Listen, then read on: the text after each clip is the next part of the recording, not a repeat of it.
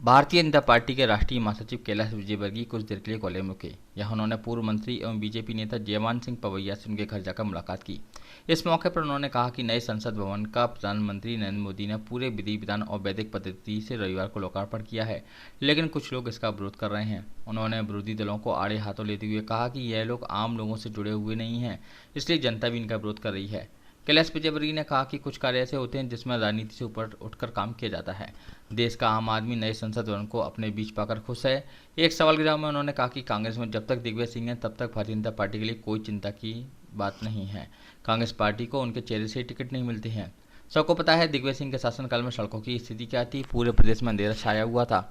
पिछले दिनों गुना सांसद केपी यादव को लेकर पार्टी के भीतर उपजे असंतोष पर कैलाश विजयवर्गीय ने कहा कि बड़ी पार्टी होने पर कुछ न कुछ खटपट चलती रहती है, लेकिन हमारे यहाँ कोई बड़ा विस्फोट या बगावत वाली बात होने वाली नहीं है। उन्होंने कहा कि पार्टी में स्वतंत्रता है, कोई भी कार्यकर्ता या पदाधिकारी वरिष्ठ नेतृत्व के सामने अपनी बात रख सकता है।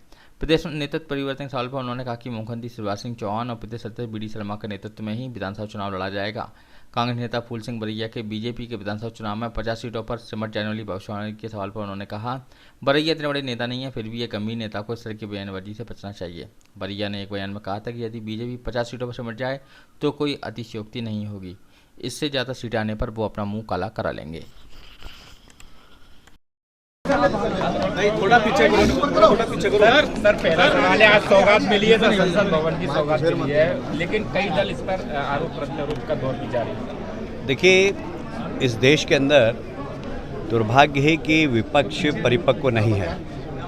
कुछ विषय ऐसे होते हैं जिसके ऊपर राजनीति से ऊपर उठकर काम किया जाता है। मैं समझता हूँ एक आम आदमी जो सड़क पर चल रहा है, आप उससे पूछेंगे कि आज संसद भवन का उद्घाटन हुआ है, वहाँ मोदी जी ने बिल्कुल वैदिक तरीके से पूजा पाठ करके बड़े विद्वानों को बुलाकर और संसद में आज पूजा की है, देश की जनता को सौंपा है।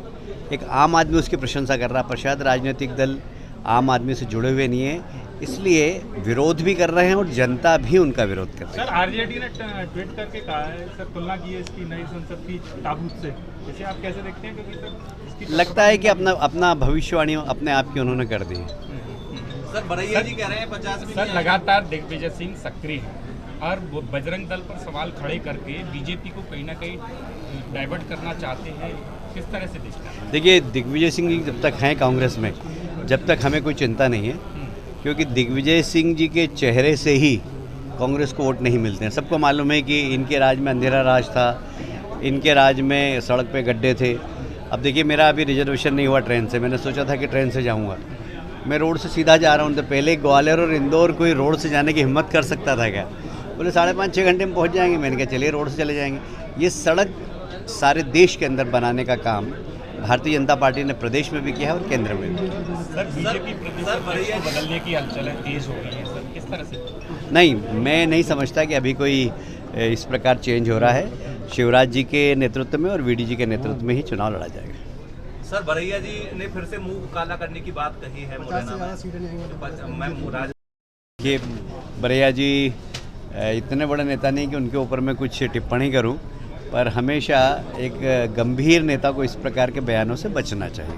सर एक आखिरी सवाल सर, अभी बीजेपी के कुछ दिनों से कुछ इस तरह की जो संगठन में अंदर से कुछ ऐसी बातें निकल कर आ रही हैं जिससे कहीं ना कहीं संगठन में हलचल है, और जैसे गुना का मामला हुआ या सागर में मामला हुआ, तो किस तरह से देखिए, जब पार्टी बड़ी पार्टी बनती है तो छोटी मोटी खटपट तो होती रहती है, हम इससे इनकार नहीं करते, पर सवाल ये है कि कैडर बेस्ड पार्टी है, कंट्रोल पार्टी है, अनुशासित पार्टी है, और इसलिए हमारे यहाँ कोई ऐसा डर नहीं है कि पार्टी में कोई विस्फोट हो जाएगा, बगावत हो जाएगी, ऐसी स्थिति नहीं है। पर हाँ, कार्यकर्ताओं में ये साहस है कि अपनी बात नेताओं के सामने रखते हैं और ताकत से रखते हैं। सर दीपक जोशी भी गए थे पार्टी से बाहर, मिश्रा जी भी। देखिए, ऐसा है कि मैं इंडिविजुअल किसी की बात नहीं कर सकता, पर जो आइडियोलॉजी से जुड़े होते हैं वो कभी ऐसा सोचते नहीं।